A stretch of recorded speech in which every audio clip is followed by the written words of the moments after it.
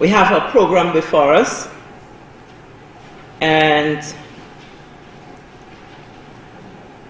at this point, we will first implore the presence of the Almighty Father by inviting our pastor, Pastor Randy Rodney, to lead us in prayer. But before, I must apologize for the late start. We really intended to start at 6 o'clock, and I want to thank you for bearing with us and for agreeing that we can start about now. So thank you. Welcome, Pastor Rodney. And let me invite you to stand with me, please. And as you do so, I want to read, before I pray, from Romans chapter 13, from verse 7 to verse 10. The scripture reads, "Render therefore to all the dues, tribute to whom tribute is due, custom to whom custom, fear to whom fear, honor to whom honor. Owe no man anything but to love one another. For he that loveth another hath fulfilled the law. For this, thou shalt not commit adultery, thou shalt not kill, thou shalt not steal, thou shalt not bear false witness, thou shalt not covet. And if there be any other commandment, it is briefly comprehended in this saying, namely, thou shalt love thy neighbor as thyself." Verse 10 reads, "Love worketh no ill to his neighbor. Therefore, love is the fulfilling of the law." Let us pray. Father, we thank you that you are love. And you demonstrated that by sending your Son to die for us. In essence, Lord, you have taught us that love is giving of our best to the other person in expectation of nothing in return. I ask, Lord, that you will teach us continually this profound lesson. That as we love each other, as we share your love with each other, we will minimize the incidences of evil and ill and abuse among each other. I ask that our minds will be reshaped, our hearts will be renewed. And Father, even as you renew our hearts and cause our minds to be renewed, that we will teach others by example. We will teach them by precept that which needs to be done to create a gentler society. A society where those of us together can live amicably. Even in disagreements, we can love each other. I ask now for your blessings upon the proceedings today. I ask for your wisdom on all the panelists. And Father, mostly I ask that we who are here will transmit the message to those who need it most. Because Father, we understand so many times that those who need the message most are not those whom we are speaking to.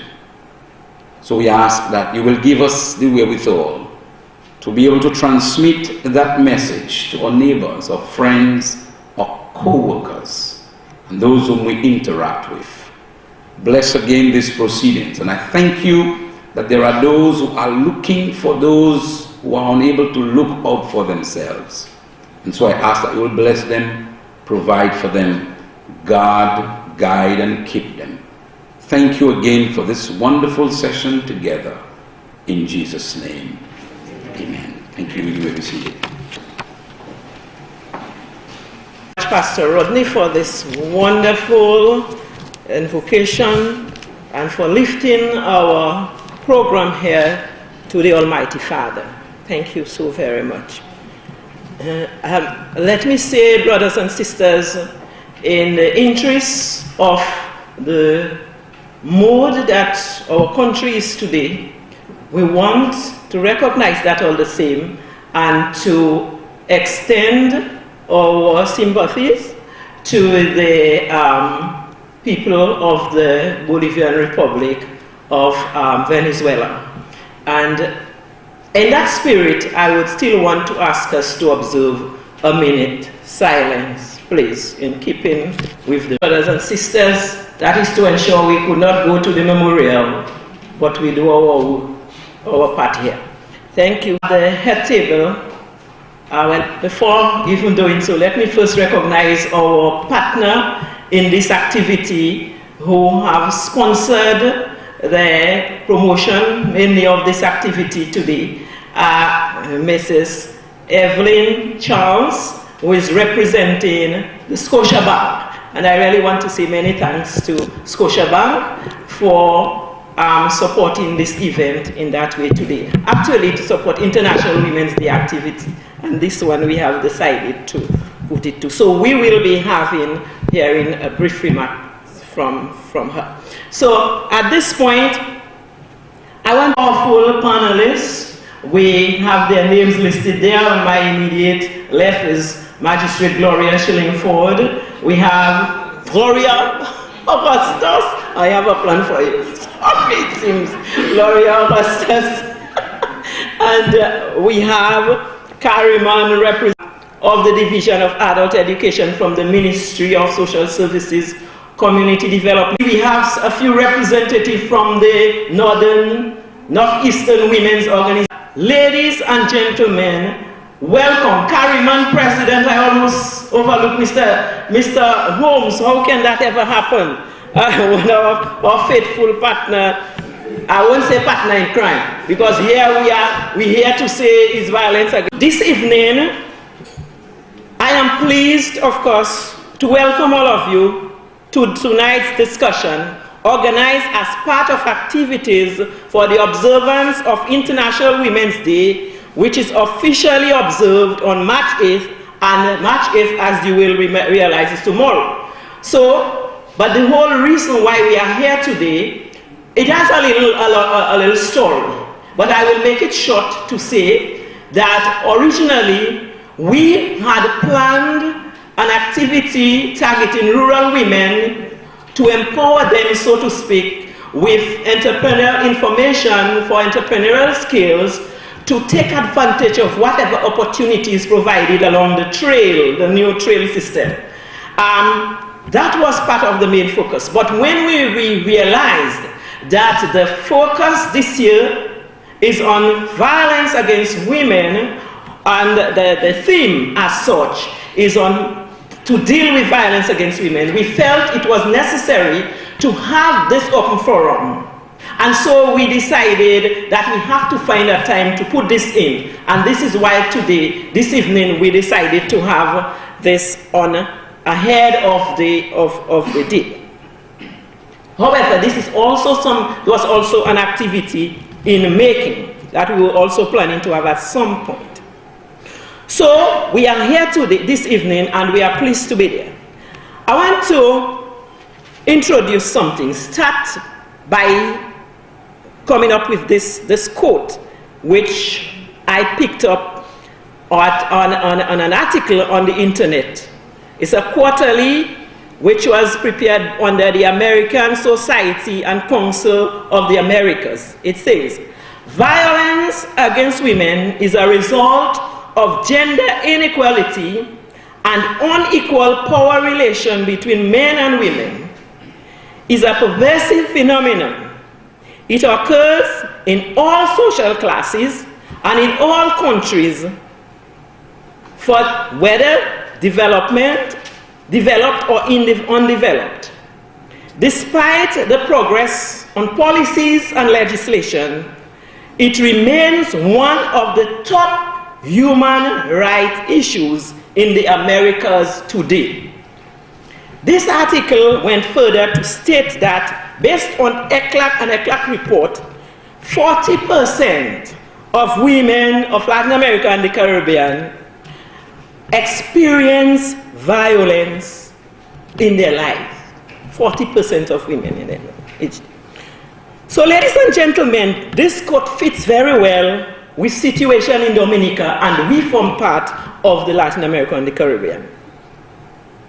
The issue of violence against women continues to be one of the most serious problems in our country, that impedes the development and the progress of women. Violence both at women, both in the public and private sphere. Yet, very little is made of it. In fact, it often seems that any effort to end this scourge is left to a few organizations and individuals. And while even so, we continue to see more sophisticated type of violence against women, perpetrated against women, and of course, women, girls, children, especially girls in our country. Victims are powerless, sometimes, to do with anything. There are some of the advocates, there are a few who we are trying our best. Institutions and systems that are there to help either are inadequate, under-resourced, or simply some of them just not existent. They are not, some of them non-existent. Yet, by signing the international agreements and treaties, for example, Beijing Platform for Action, CEDAW, that is Convention on the Elimination of All Forms of Discrimination Against Women, the Declaration Against Violence Against Women, the UN Declaration Against Violence on Violence Against Women, the Belém do Pará Convention, and others, of course. Our country has committed, we have committed ourselves to help change, to put measures in place to deal with issues of violence against women. Of course, while we have tried in our various ways, there is still very much yet to be done towards eliminating violence against women and violence in general. This is why this forum is an important occasion to discuss as to what yet we can do, what needs to be done, what has not been done, and especially here, the panel before you, the whole idea is to be able to give an account of where we are, what have we done, what have we failed to do, and of course suggestions from the general public, those present and the panelists, where can we go from there? I want to also say that this discussion is also the beginning of a series of discussion on this type of gender issues that will be happening as we proceed in the next few months towards the putting together of some form of national plan on gender violence that would incorporate violence against women. With these few words, I want to welcome you, especially our panelists and all of you invited guests and listeners to this important forum. And at this point, I want to invite our partner organization who assisted us, who is sponsoring part of the program with us, Mrs. Evelyn Charles from Scotiabank, to say a few words to us. Thank you. Friday, March 8th is International Women's Day. This day represents a time to inspire women and celebrate their achievements. To recognize and bring awareness to International Women's Day, Scotiabank Dominica has today presented the Dominica Bureau of Gender Affairs with a donation to assist with creating public awareness under the theme, "A Promise is a Promise, Time for Action to End Violence Against Women." In support of International Women's Day, every Scotiabank employee internationally will be wearing a Scotiabank International Women's Day pin on March 8th. This symbol represents our commitment to advancing the success of women's initiatives with the goal of encouraging conversations about how Scotiabank is creating a bright future for women. Scotiabank Dominica congratulates the Bureau of Gender Affairs on coordinating this activity and wish every female a happy International Women's Day. Already done that, and I want to add also in wishing all, especially all the women here present, happy International Women's Day in advance. Okay, at this point, introduce the panelists. We want to waste too much of your time. I know they have been patiently waiting. At this point, we want to introduce the moderator, who is going to take us through the evening, introduce the panel, and moderate from there. And then, as your program indicates, we will move to presentation. At that point, I want to introduce Ms. Noreen John. Mrs. Noreen John is an attorney at law and currently is the director of the Legal Aid Clinic. Mrs. John worked here in Dominica in the 1980s as a development and program officer with SPAT, that was Small Project Assistant Team, for those who remember, and also as a research consultant. She joined the Commonwealth Secretariat in London in 1990 and was engaged in the international development work for some 17 years in various capacities. Her last role was a regional advisor to West Africa with responsibility for Nigeria. Nigeria, of course, Ghana, the Gambia, and Sierra Leone. She also worked extensively in governance and in institutional capacity development and has a strong background in development. As well, her qualifications in law and economics. Mrs. John also holds a master's degree in social policy and planning for developing countries from the London School of Economics and International Affairs from Columbia University, New York. So we really have an esteemed person in Mrs. John, who is going to take us and who's very well placed and very well qualified to take us through this panel today. So I hand over to Mrs. Noreen John, and let us give her a big round of applause. And again, let me apologize for the late start and to welcome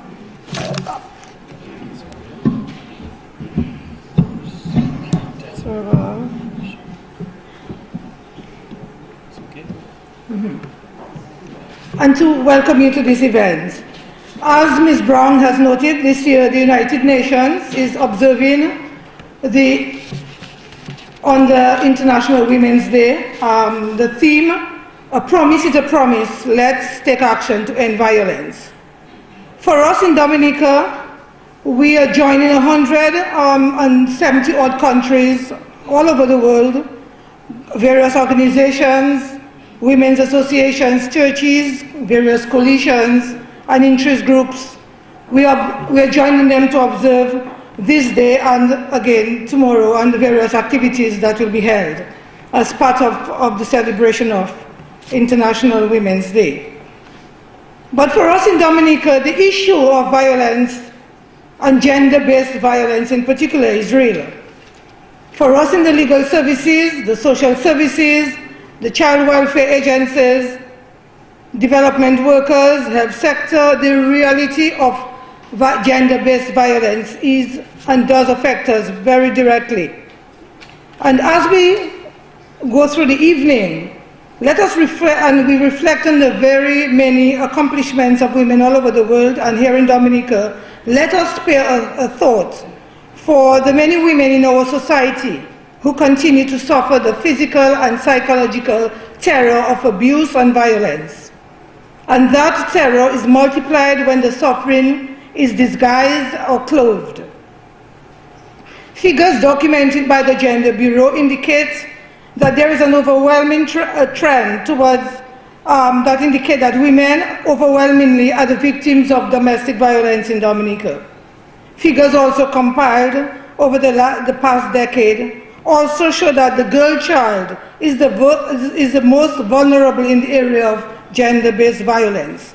And we are happy tonight to have several of our panelists working in the welfare division, working in social development, and in child protection, who will be able to shed some light on the situation affecting our young victims of violence and abuse.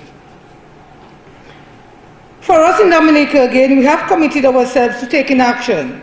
We have signed up to the various conventions, most importantly the CEDAW Convention, as Ms. Brown noted, which is the convention against all forms of to eliminate all forms of discrimination against women.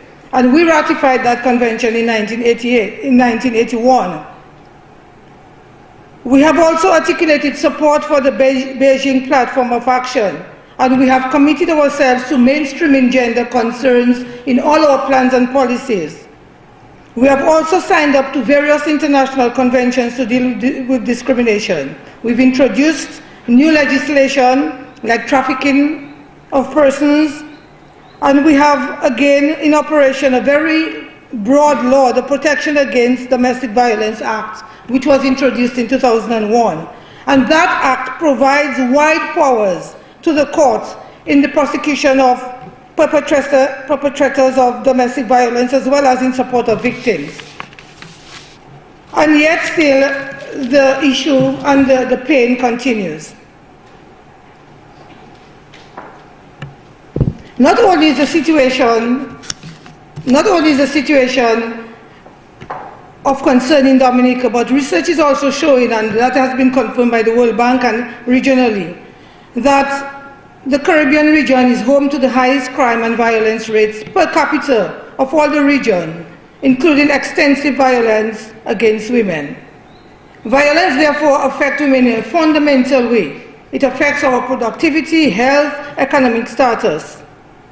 And as a region, we are very vulnerable, meaning that we are being negatively impacted by other economic and climate changes that can also affect and result in poverty. And research is showing the link between poverty and crime. And where there is powerlessness and exposure to, this again is more likely to lead to weak and vulnerable and abusive situations. What do we therefore need to fulfill the promises of equality under the law? And what do we need to steer our country in a direction where all citizens and our children can feel safe, and where women and children, irrespective of our sex, can also feel safe? A number of agencies, as I noted, are involved, and some of you will be hearing a little more about them, much more, this evening. The Legal Aid Clinic does its bit in terms of supporting victims of violence. And what we're looking for this evening, and I'm advised by Ms. Brown, is that she will be listening carefully and noting the practical steps that can help advance the fight against gender-based violence. It is therefore the hope that the panelists will rise to the challenge and present concrete ideas and strategies for implementation. It is also the hope that somehow Ms. Brown will be able to channel the ideas into proposals to the powers that be. At the end of the day, implementation will very much depend on the political will, and importantly on the resources for the ideas that will be generated from this forum this evening. So without further ado, I will go right into the introduction of the first panelist, and I understand Mr. Francis Joseph is willing to go first. There is a small change to the order. Francis Joseph is no stranger to us. He has ties to protection and welfare of children and women and family, going back to the 1970s as a volunteer leader in the 4th Dominica St. Alphonsus Scout Troop. His career in overall development, community development, that is, and social work began here. And upon leaving high school, he joined the Department of Local Government and Community Development, and worked in several districts around the island. Before joining the Christian Children's Fund in 1994, Mr. Francis worked in the field of childcare, social work, mental health, housing, disability, youth and refugees. And he also had a stint in London where he resided for 11 years and worked with refugees there. Mr. Francis pursued a social work course and obtained a diploma at the Croydon College in London in the Principles and Practice of Social Work. And he also is a qualified social worker from Mona, Jamaica, where he holds a postgraduate degree in social and public administration, and also from Brunel University in London. Mr. Francis is a tutor in social work, early childhood development, social national policy, and he's also taught various courses in the practices and procedures in social work, early childhood education at the University of the West Indies. So welcome, Mr. Francis, to the podium. Behind the scenes decision as to who opens the batting. I oblige nicely, and I will continue to debate with my friend Lester Guy. It's a pleasure being here this evening, and usually with this topic it becomes very passionate because one tends to wonder, where does all of this start off?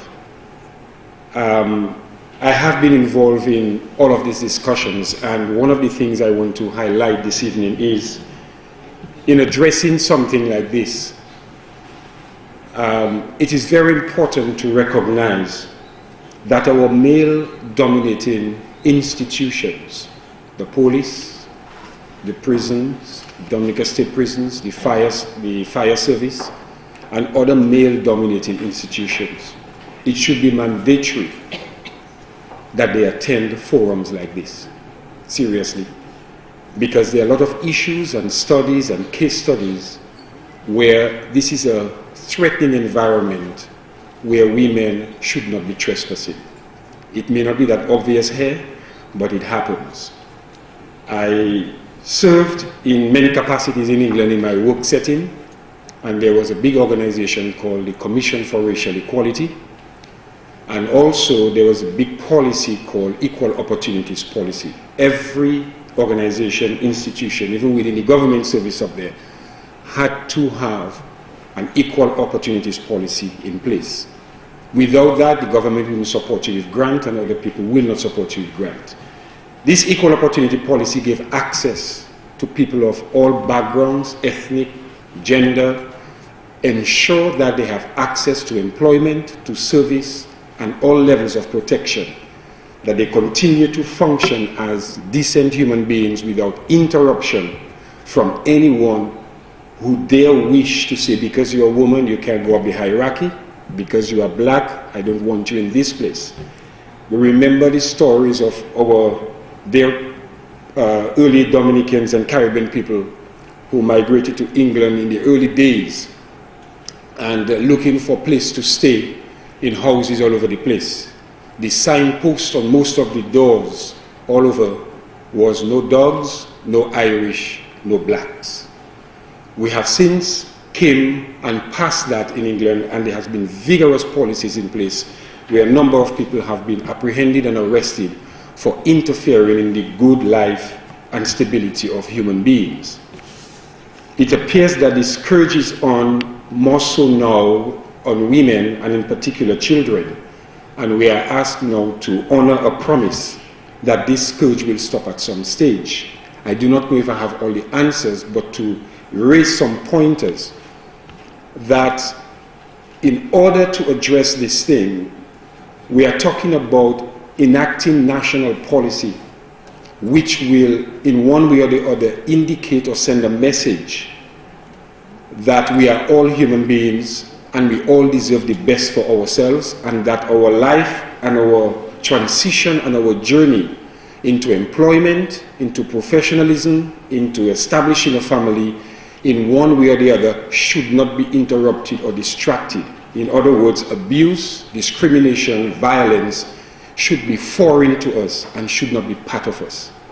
This is the spirit of what this is trying to address, and we need to have, in addition, pastors, religious people, and everyone else who hold authority, and that authority is what is used, that tool is what is used to enact a violence on people, in particular women.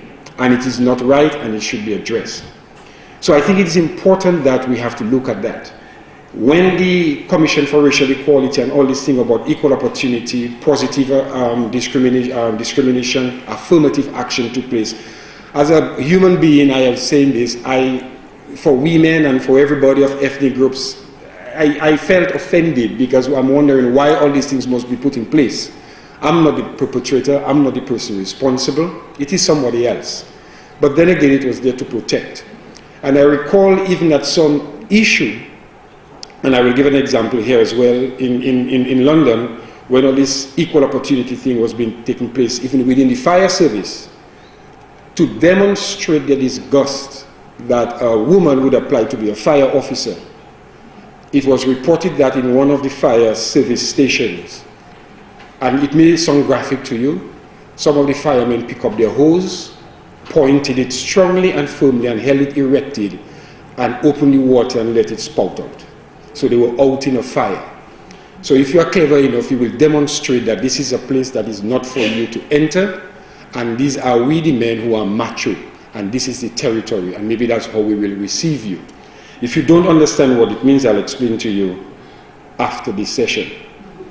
I recall also under Miss Charles, if I recall, that at some stage it had to be stopped that women in the police service were no longer recruited because of what was happening.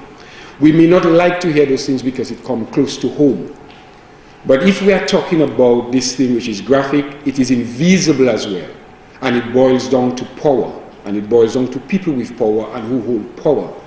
And the fact that somebody can indicate because you are from Granford, because you're black, because you're Indian, because you are Carib, or because you're a woman, you have no right here. Mark you, there is also discrimination from women towards women. I've seen it, I've heard it. They harass the women in the workplace, they don't want equality, they feel threatened. I've heard women say, the worst boss I ever had is a woman herself, and I do not want to be around a woman. All of those things must be put in perspective for us to address, because it goes back to our homes where we came from. Thank God my dear mother is here. I never experienced or witnessed any form of violent behavior in any way, shape or form the way I grew up. It was foreign to me even when I grew up and I began to hear about it.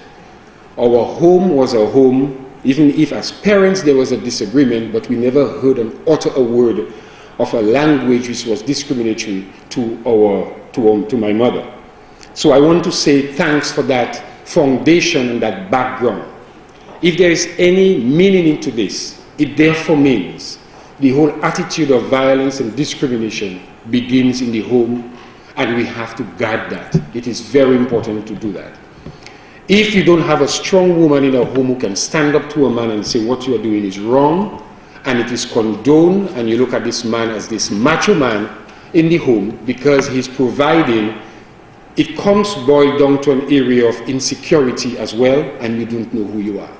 So we all have to stand up and fight this. The United Nations defines violence against women as any act of gender-based violence that results in or is likely to result in physical, sexual, or mental harm or suffering to women, including threats of such acts, coercion or arbitrary deprivation of liberty, whether occurring in public or in private life.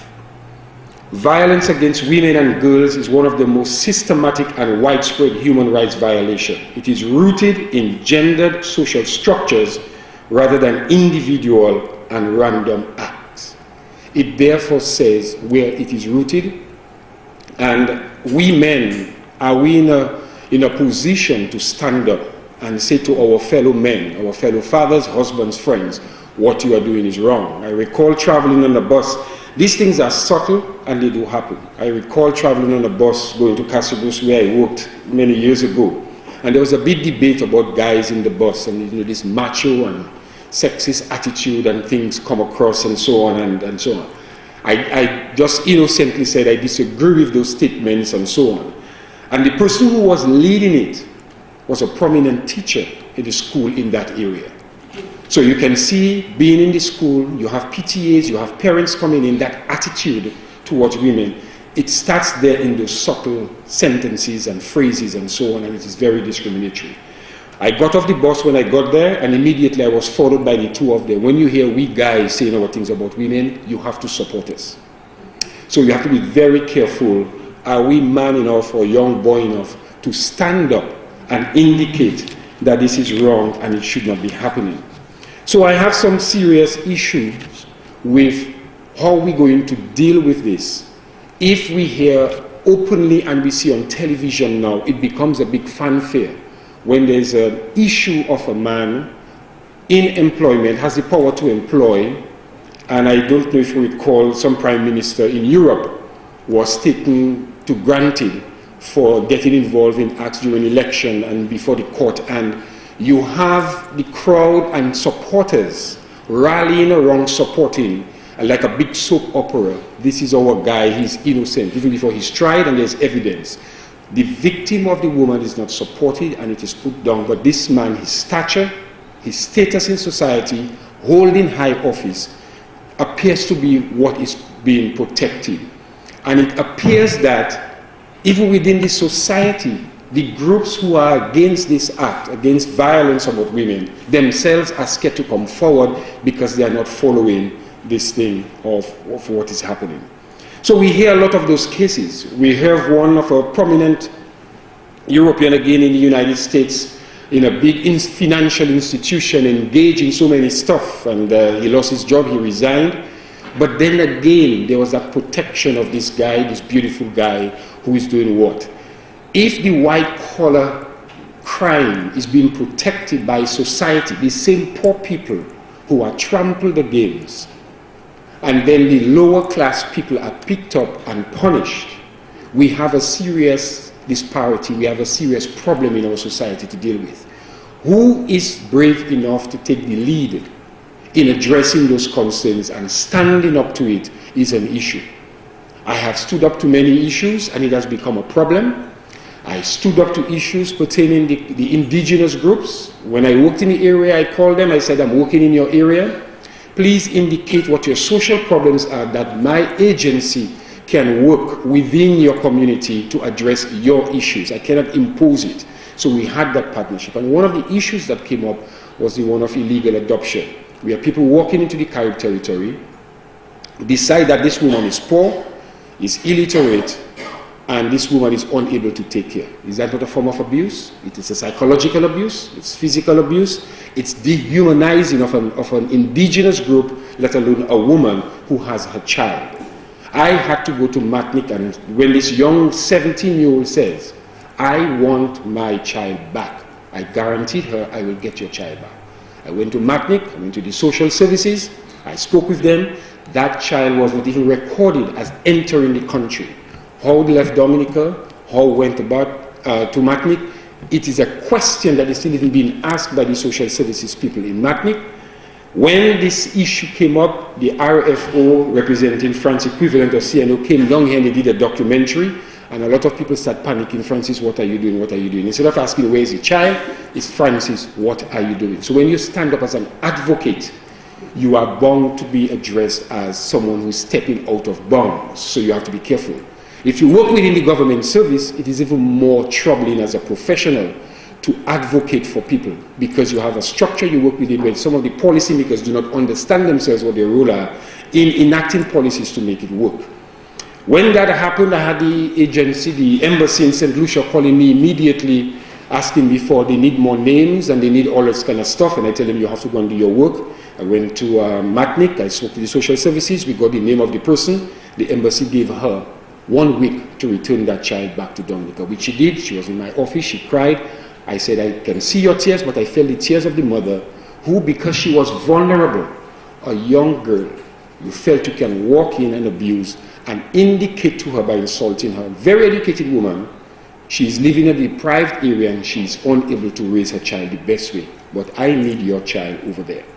We have a lot of work to do, and we have to put the structures in place. Like, I prepared something, so you notice I'm reading from my heart, because I wrote it from my heart. We have to put the structures in place, strong social services structures, professional people, people who know what's happening.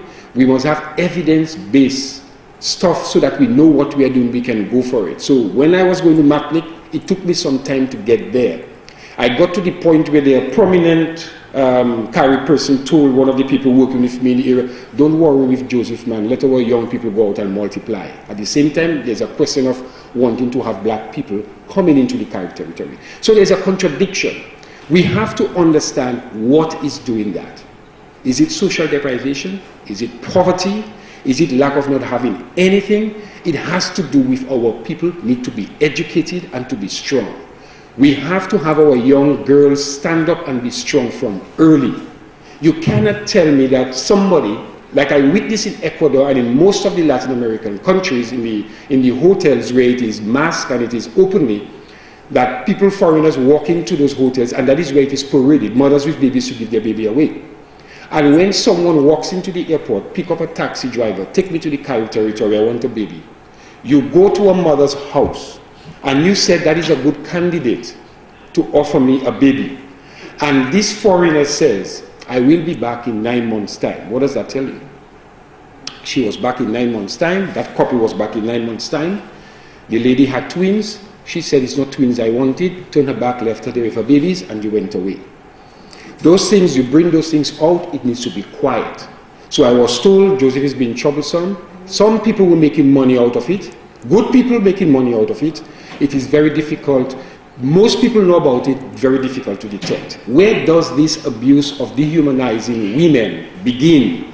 We have to come to find out what's happening. If we do not have the strong political will, the social wills, every single sphere of our society structure, understand what's happening, knows what's happening, protect it, condone it, but they are scared to stand up because we may lose votes, we may lose support, we may lose something.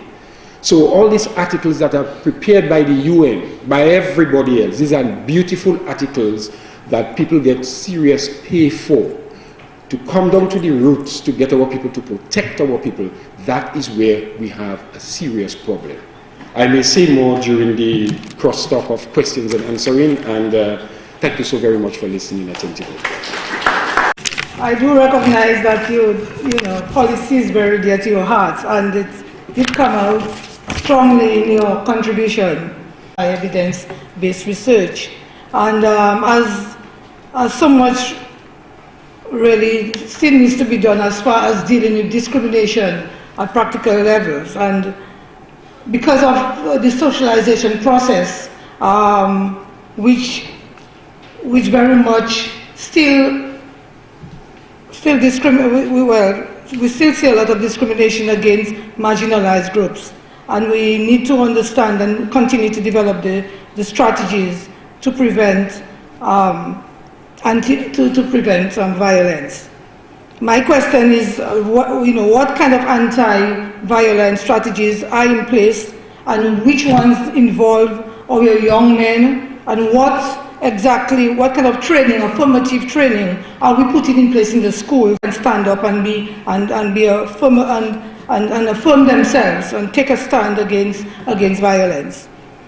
Joined us. I understand that she will be saying a few words to us shortly. I do not know whether... to thank Ms. Brown and the Bureau of Gender Affairs for inviting me to be here this evening and warning me in advance that I would be expected to say a few words. And so I apologize, first of all, for coming late. I had to attend the commemorative service that was going on at the St. Alphonsus Church, and because of commitments which I have tomorrow with the House of Assembly, I unfortunately have to leave early to go up country. I just want to compliment the Bureau of Gender Affairs for putting on this forum tonight. I'm particularly happy to see so many men present, because when we ever attend things like that, we keep talking to each other, we keep talking to the converted. So I'm very happy to see the men here. They are the ones that we have to speak to, and it's nice that they're here. The theme for this year's commemoration is a promise, time for action to end violence against women. It makes us think that, you know, the time has come for there to be more action than words, and so what I think is a reaction to the number of incidents of savagery against females that we've been hearing about in the media all over the world. And what has happened is that each occasion there's been a huge media uproar of indignation, which is abated in favor of important, that is deemed by the media, important international issues until the next incident occurs. So of course, this topic is really relevant at this time. Now we agree that everything that possibly needs to be done has to be done to end violence against women and girls. And people keep asking what? I like to think that, you know, we say that these acts are perpetrated by males, and so it stands to common reasoning that if males are deemed to be part of the problem, these males therefore have to be part of the solution. But I want to put it to all of us here to consider that although it is not only the male perpetrators who are at fault, there are others who, albeit perhaps inadvertently, contribute to the ineffectiveness of laws and other strategies intent on eradicating violence against women and girls. I'm thinking here particularly of these less than ardent and incomplete, if not right, incompetent police investigations. And then there's the judges, the magistrates, and the prosecutors who, in carrying out their duties, and thank God, I have to say, not Dominica, seem to demonstrate the view that some women ask for it. We hear that sometimes here in Dominica, though. But we have to ask ourselves, are the laws that we have on our books pertaining to domestic violence adequate? They may be adequate to a certain extent, but I think what they lack is the enforcement mechanism. There's not enough enforcement mechanism built into both the Sexual Offences Act and the Domestic Violence Act. That is, who does what, when and under what sanction. We need that. And then, so, you have to find other solutions. I've come up with a little idea which I imparted to my colleagues at a recent meeting that I went to, and I said, you know, I think we need another type of legislation, one that I call let the pocket pay. And I was pleased to hear the first speaker on the panel mention about this incident which took place in New York with the gentleman from the, was it World Bank? I'm not sure, but IMF, okay? And this poor lady. Now, the lawyers and the magistrates will tell you, and the police, that when it comes to criminal matters, there is a high standard of burden of proof. But in civil matters, the burden of proof is lower, or the standard of proof, I should say. And so I'm asking myself, why aren't the persons who are victims of violent crime not going instead to the civil court to get their justice? And so I'm asking that it is time for us to consider legislation that, you know, where this can happen. And I'm suggesting that if this is so, the legislation for such a proposal would of necessity have to include state-provided legal aid to victims wishing to pursue this route, substantial financial compensation for victims built into the legislation, and where an alleged perpetrator has admitted culpability, so wishes, and the victim agrees, a mediation framework be established to determine the level of compensation to be paid, as well as a mandatory remedial counseling for the perpetrator at his own cost. So now, this is just one suggestion. We need to come up with ideas, because clearly the Domestic Violence Act and the Sexual Offences Act are not enough to catch all the perpetrators for whatever reason. So we have to start thinking outside the box, and I'm offering a suggestion to you. You might want to consider it at some point. And with that, I just want to wish everybody here a very fruitful and very good and way to celebrate the International Women's Day. And I do so not only as speaker, not only as an advocate of many years of women and children's rights, but also as the Commonwealth Women Parliamentarians chairperson. This, what I read bits from, is actually on the CWP, the Commonwealth Women Parliamentarians website in full. You might want to just go there on Facebook, and it's a page you can view it if you wish. Thank you very much. As I say, I wish you all the best in your deliberations. Intervention, very useful intervention, if I may say so. Madam Speaker highlighted the inadequacy of the laws and in particular the enforcement. And I do agree with you, Madam Speaker, particularly in relation to the Protection Against the Violence Act. I think there's a serious issue regarding the enforcement, particularly the training of police and the awareness around that. For some reason, our police remain reluctant to carry out enforcement, even where the situation is very blatant. So there's still that kind of sense of not wanting to interfere in domestic situations, despite the fact that the law does provide very, very, I think, liberal support for victims of domestic violence. And yes, Madam Speaker, the whole issue about legal aid for persons victims, we do our bit at legal aid, and often at no cost to persons who are pursuing such matters. And I think it's something that we need to bear in mind. And also, I think the time may probably I think the time is here for us to, if anything, to take a look at this piece of legislation, and particularly in terms of strengthening the enforcement. So thank you once again, and without further ado, I'll move quickly to the next panelist, Josephine Dublin. Again, no stranger to us. She's the immediate past president of the DNCW. I knew Josephine way back in the 1980s when we were trying to set up the DNCW. Miss Josephine Prince, Dublin Prince, is an advocate of women's rights. She holds a certificate in gender studies, a diploma in social and rural development from Reading University. She's also a past parliamentarian, a former trade unionist, an advocate for development and advancement of women, married with a supportive husband and 2 children. Mrs. Prince, thank you very much. If you could come to the podium.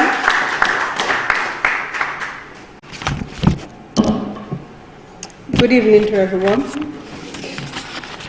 You realize as part of the bio there was supportive husband and 2 children.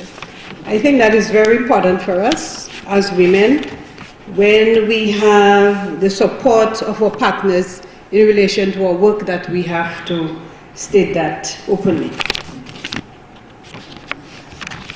The topic this tonight, it's extremely timely. Time for action. Time for action in relation to the promise that was made by the state parties, and sometimes even we from the civil society. In Dominica, the gender-based violence we know is very common and subtle, and it manifests itself in different ways. It includes various forms of child abuse, spousal abuse, and sometimes we do not include the abuse of the elderly and the persons with disability. A study which was done on the causes of violence against women in the home, a number of factors were identified. And among the factors identified were the tendency to treat violence against women as a private matter. I recall sometime, I do not know if it's happening now, that when some women would go to the police, they would claim that the police would say that home trouble is not for policemen. I hope that is not being uttered in 2013. The lack of sufficient laws dealing specifically with such violence was another factor. Cultural and individual acceptance of violence within the domestic setting, and the stress brought on by economic and social pressures and substance abuse. All of this contributes to gender-based violence. But we continue to see that most of the victims are women, and unfortunately most of the perpetrators are male. The identification of the economic dependence also supports this study by Dan and Prasad, which reveals that many respondents from the lower socioeconomic background were more likely to experience violence than respondents from middle or upper socioeconomic background. It doesn't mean that they are not victims from the middle or upper socioeconomic background. It would seem that those from the lower socioeconomic background have a louder mouth and they would report more readily. So the relationship between the socioeconomic status of women, the experiences of violence was explored in a study on domestic violence, and that was sometimes in 1987 and 1988. And I remember the NCW was part of this study. And some of the reasons that the study identifies, some of the several reasons why domestic violence cases are not usually reported to the police, that was one of the reasons that were identified in that study. One, they were saying that there was a sort of insensitivity on the part of some police in dealing with victims of sexual offenses. Also, there was a mistrust by women of the criminal justice system for fear of embarrassment in the courtroom. The feeling of shame or feeling of responsibility for causing the violence. They would say, I caused him to be angry. Shame and embarrassment on the part of the men who also suffer abuse. That was also stated.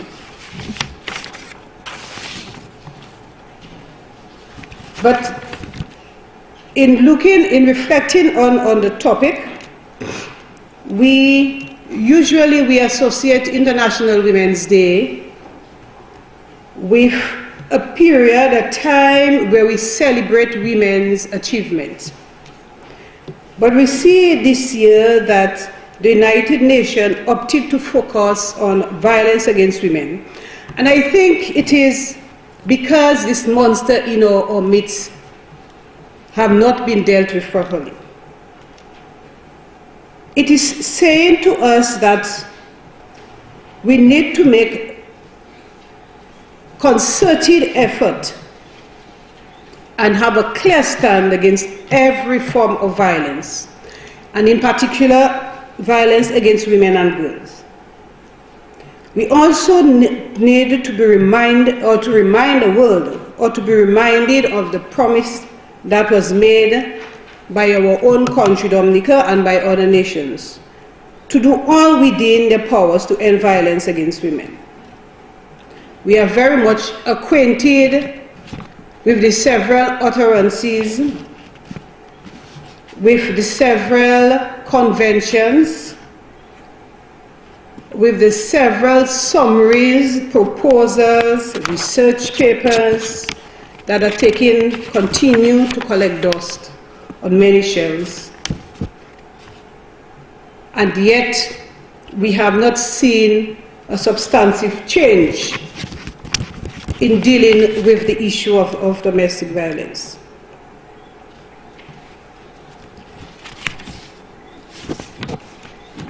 Sadly, there are countless circumstances where gender-based violence is used as a means to control and dehumanize women. We also want to even go back a bit and reflect on the Millennium Development Goals, because one of the goals was targeted to eradicate extreme poverty and hunger. And we know sometimes the correlation between poverty and domestic violence, poverty and acceptance of abuse.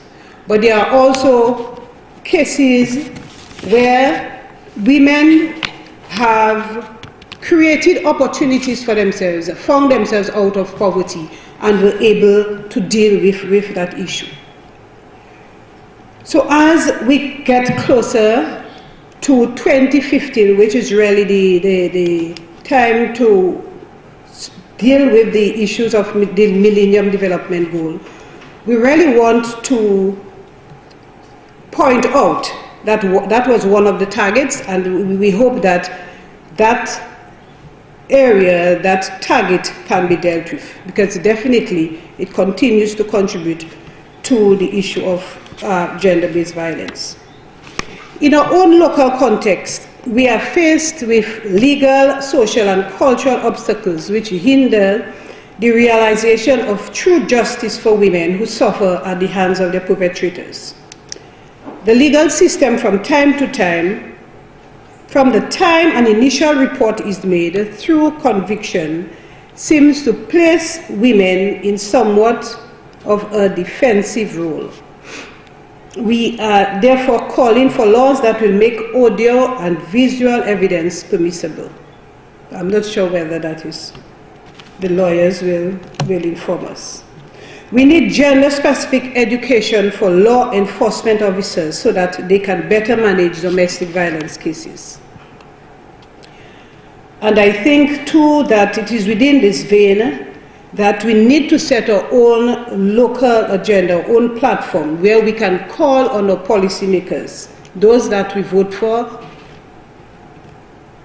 those who are responsible for making the laws, call on our policymakers and those at the highest level of decision-making level to heed our calls for sound legislative framework to deal with domestic and gender-based violence. It would seem sometimes that women become victims over and over again throughout the legal system.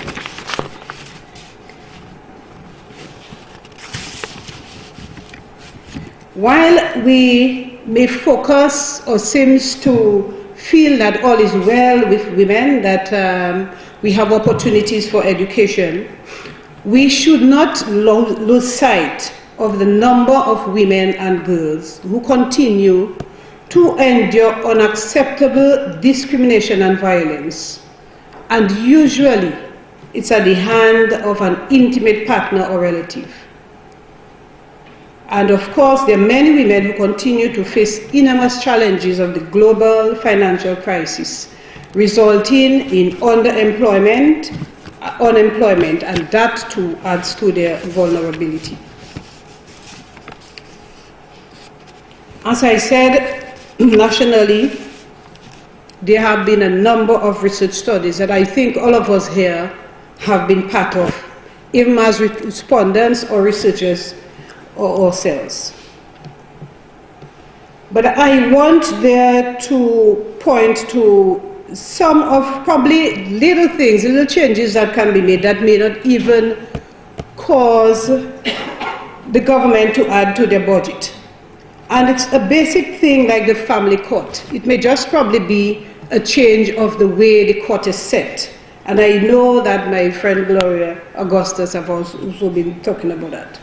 Creating an enabling environment so that the woman feels free to express herself and say as it is.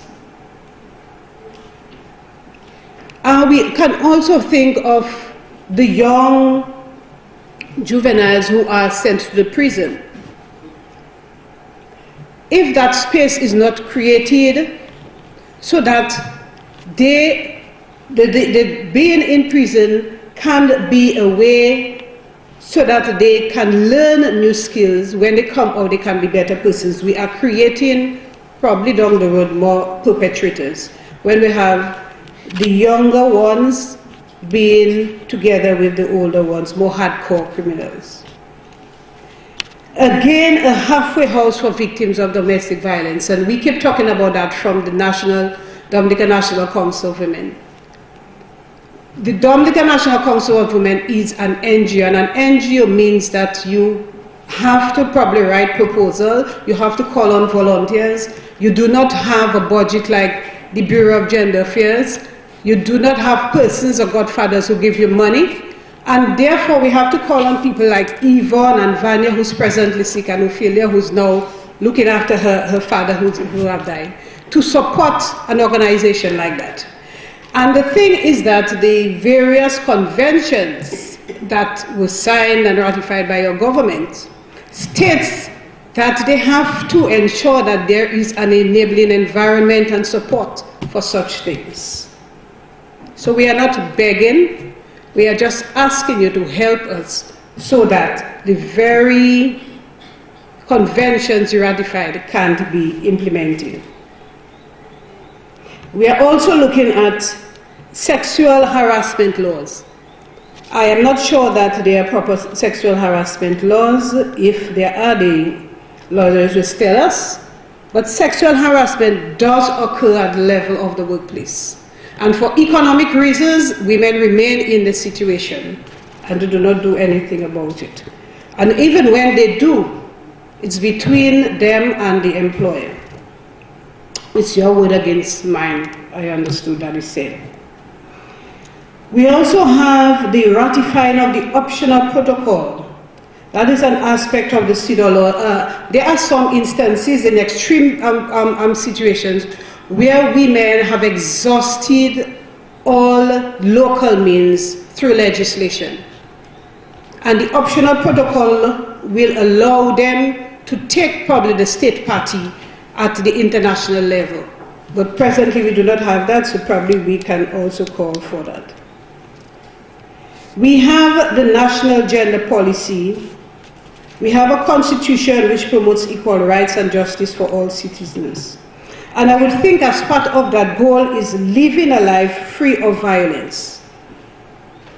And living a life free of violence tells us that the whole environment needs to be secure, say for a woman probably who wants to go out in the night and do not and is exposed to all kind of violence.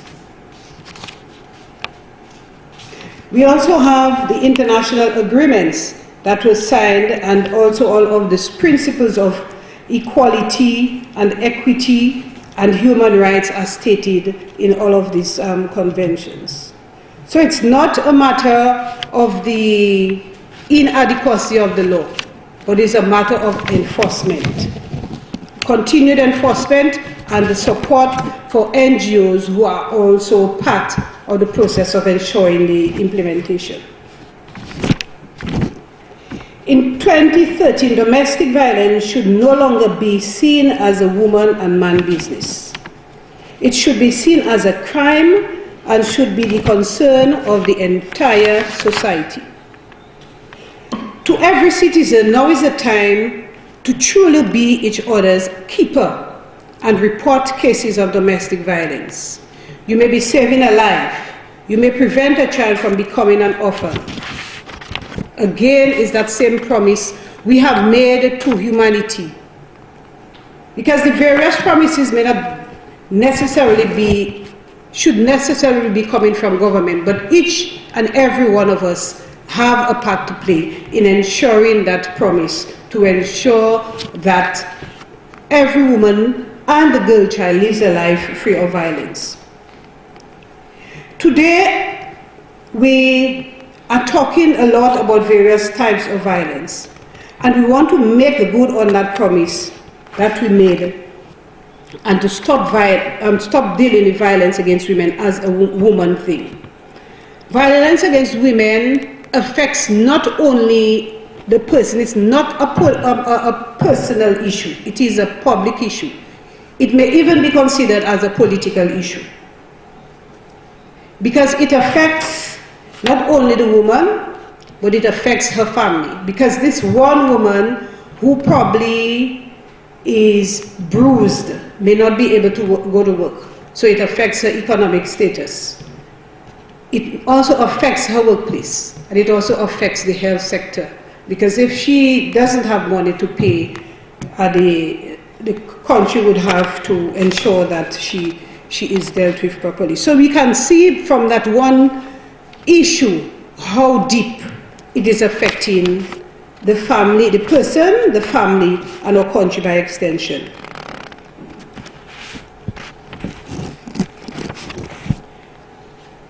We continue, of course, to see that as parents, we also have a role to play. The way that we speak to our children, the way we socialize our boys and our girls differently.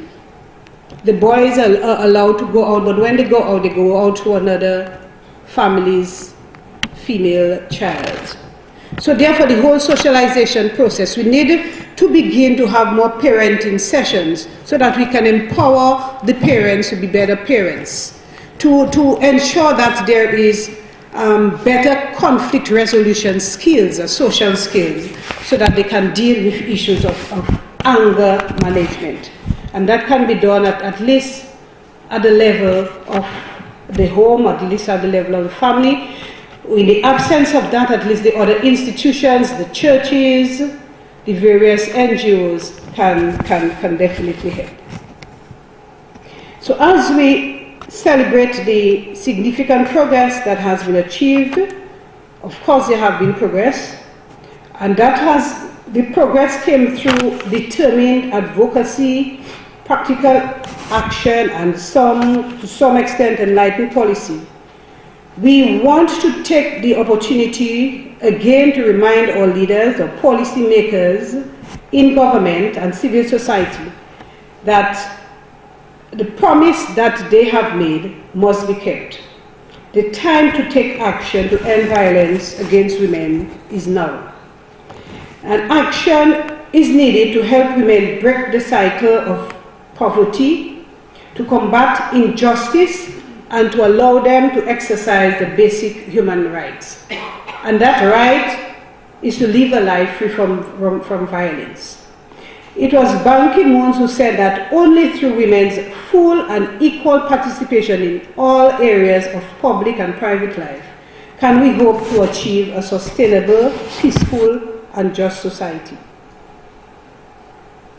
A promise is indeed a promise, and as we speak of the promise, we remember all the victims of gender-based violence who have perished and those who still have survived and continue to survive through this ordeal.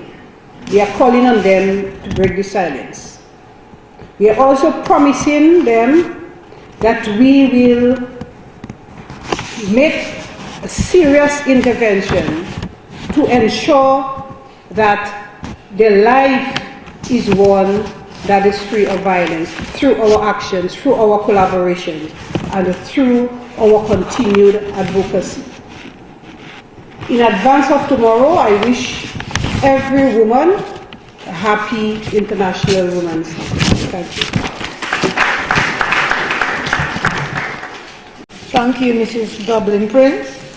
Again, Mrs. Prince noted and really pointed to the issues around around cultural attitudes. In particular, she stressed the need for our police to be better trained and to identify the various subtle forms of abuse. We will have the other resource persons who work in the welfare department and who've been trained in the socio-psychological fields to expand on this a bit. But it is something that we need to be aware of, that the physical, the psychological abuse is just as detrimental and destructive as the physical scars that come out of those situations.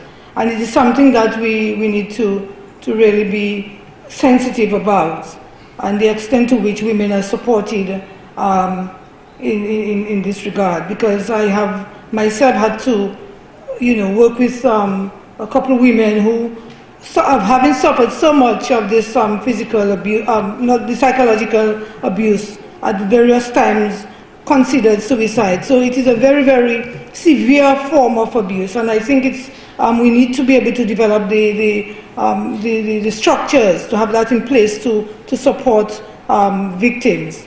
I was very, at least happy that Mr. Springs brought out the whole issue around the need for a family court and the weaknesses in the legal system.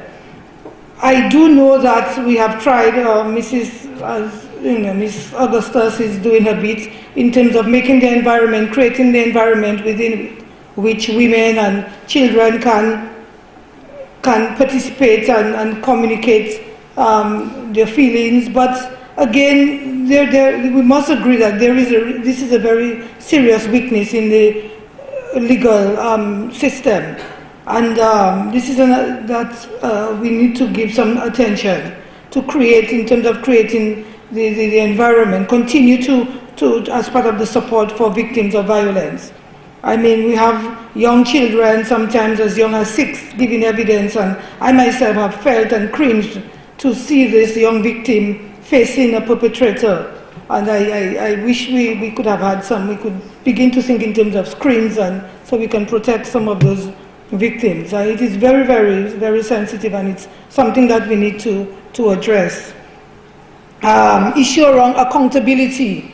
I mean, how do we get our policymakers,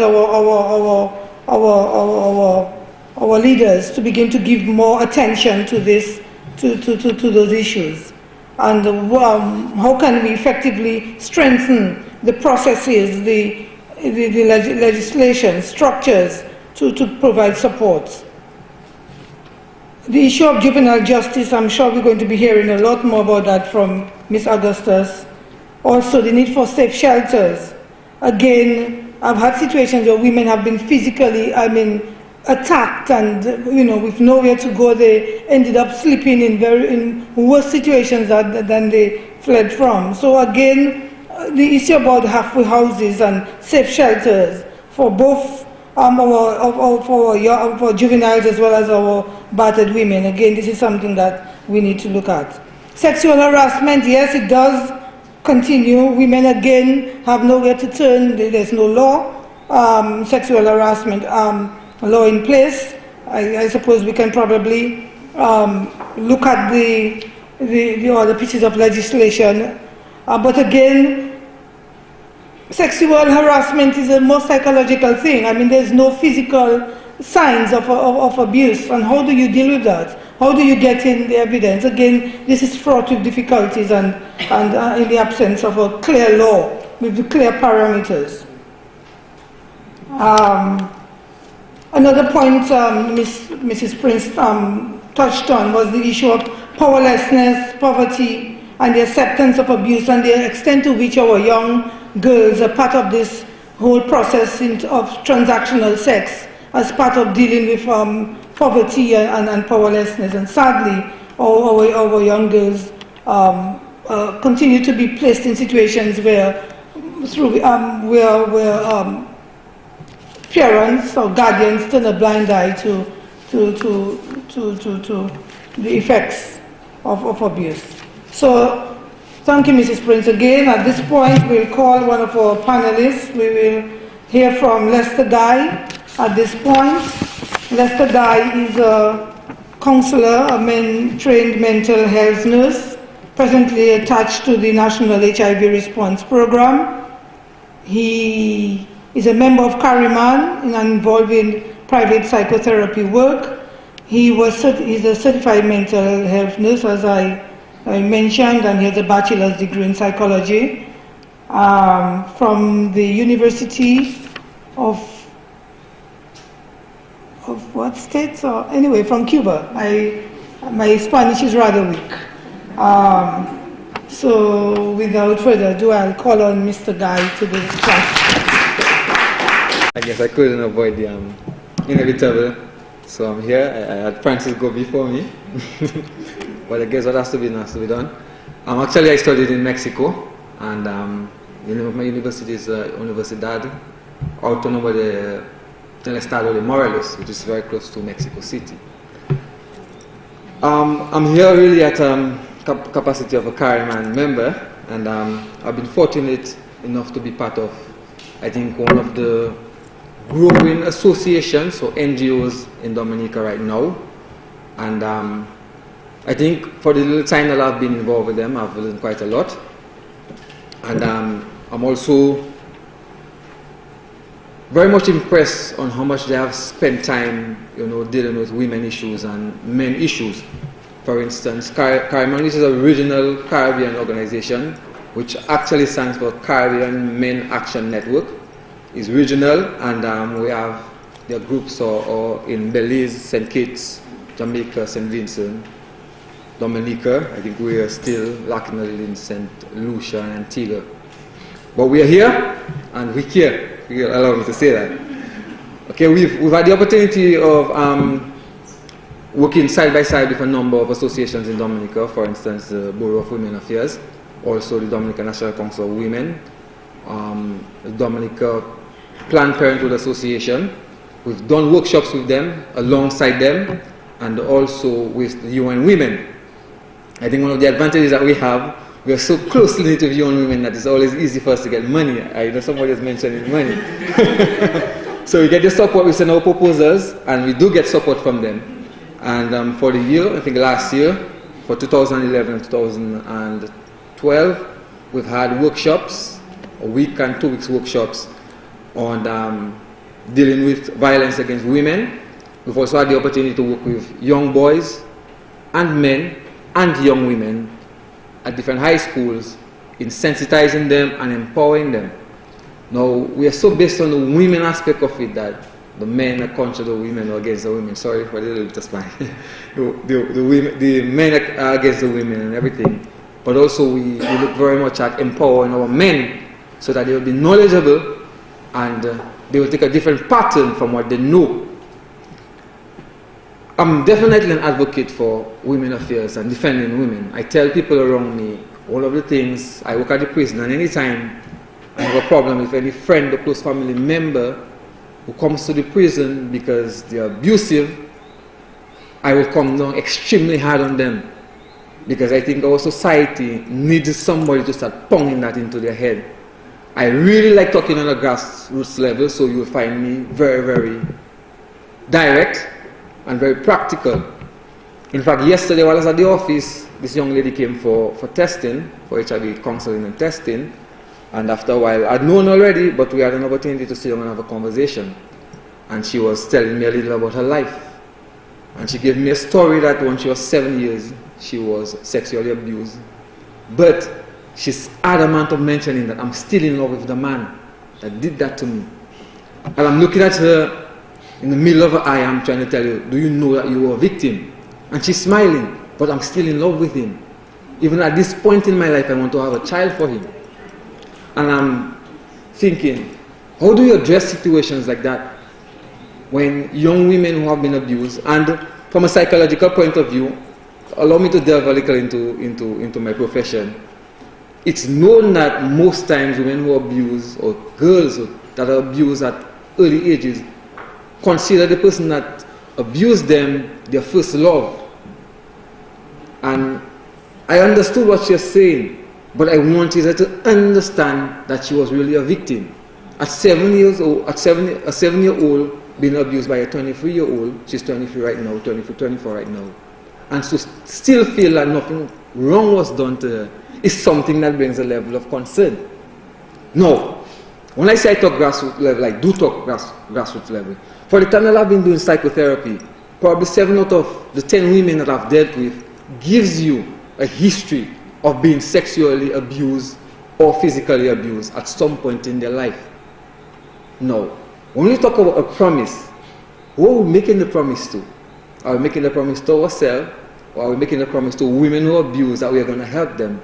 Or are we making a promise to men that we are going to empower you to treat your women better? For you, my question is, when you leave here today, what will be your promise and to who your promise will be? I try to tell people all the time. In fact, I've been fortunate, I must say, from having casual conversation that so many women around me that you would never expect would have been abused are actually were abused.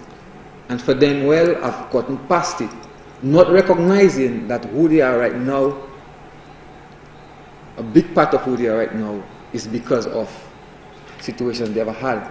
They have problems in relating to their husbands and boyfriends. They have problems relating with their sons. They have problems relating to men generally. And some of them think, well, I get past it. Me and my husband do have sex. Me and my husband do relate good. But some aspects of it, they're still lacking. And it's because of, or what I said, the ripple effect from what occurred to them when they were younger. And this is a really sad thing in Dominica.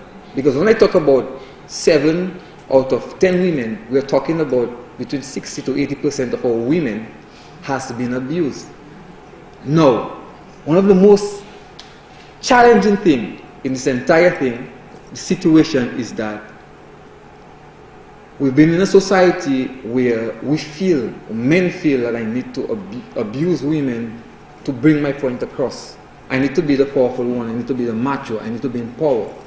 And we do it in different aspects by abusing them, both physically, sexually, verbally. And I think our society needs an eye-opener to let us know that this thing is existent, and as much as we have it under the rug, it needs to be addressed. It's not going to be easy. We'll talk about the family courts, and we'll talk about the churches, but what are you going to do to help somebody who you know has been abused? How do you get help for them? What is it that we have in place? Yes, family court. Yes, we refer them to who? The lawyers, the welfare officers, but then sometimes, if you don't have the skills enough to deal with them, what is it you're going to do for them? I have this friend also who's telling me she was abused as a child, and she knows that the man is still like a predator on young people in her community. And I'm asking her, what are you going to do about it? You've passed that road, you've been through that road, and you know some other child is at risk. What are you going to do about it? Are you just going to let it be and they will figure it out on themselves, by themselves? There lies my problem. And there is where I'm a big advocate for fighting against abuse against women, especially children. If you know it exists and you know the people, you have to give families a heads up.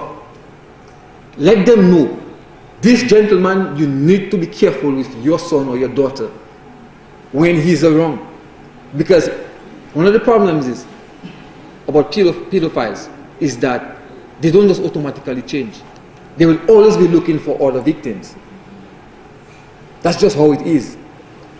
So in my mind, and to every woman or to every man who knows those things are going on, you have to step in. You have to stand in the gap for somebody. It's your civic duty. It's your human duty, because we talk about human rights. How do we do that? You know somebody's at your office who work and a husband or a boyfriend or a significant other is abusing her. What do you do for her? Who do you refer her to? Now, for associations like the Dominican National Council of Women, you have to be out there and beating the drum. Let every single body know, because sometimes we talk about our rural communities and it's in our suburban and urban areas. We talk about low-income people, uneducated people, and it's there with the women who are educated, and they're the ones who are most silent about it. Now, it's not about coming to forums like this and talking about it, because probably, I think probably 90 or 80% of the people are here, are people are always in these forums. How do we meet the people who are out there, who are not going to hear what we are saying today? I remember when we were coming in, you know, Sepcha was saying, all of these people are people who know what we're going to say, who have an idea of what we're going to say. So what happened to the people on the street who needs the information? So for me, it's really about empowerment. Empowering women to stand up, empowering men to change their attitude towards women. Because most times those things are family novels. My father did it, my grandfather did it, I see my brother doing it, so I think it's right to do. How do we change that mindset? And for the powers that be, these are the things that we have to start addressing right now. How do we change the mindsets of our young men?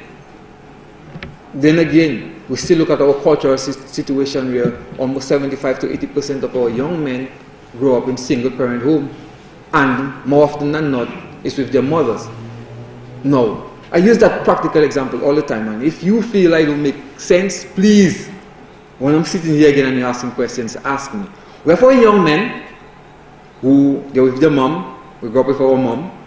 Our mom is the dominant person, breadwinner, everything. So they're dominant. We become young adults, and we're here. And then we get our little girlfriends and our little significant others, and we're out there. So all the time I had to, whatever my mother gives, that's what I have to accept. When I'm out there and I'm a man now, no, I don't want to be dominated by a woman, I want to dominate a woman. And a cycle starts. I'm the one who's in charge. And if you cannot accept that, then, as we say in local to Papo, smoke your pipe.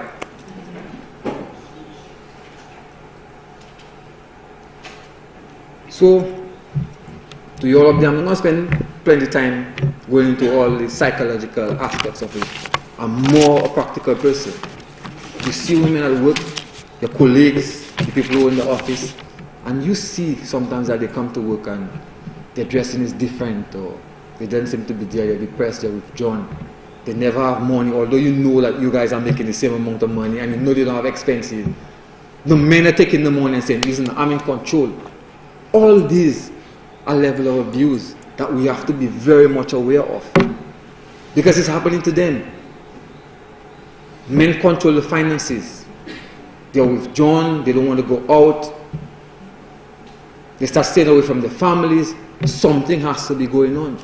Because if I've known you for 10, let's say, 4, 5, 6 years, and your attitude starts changing because you got a new boyfriend, you're no longer as friendly, you don't want to go out with the girls and hang out by Melviners, something has changed.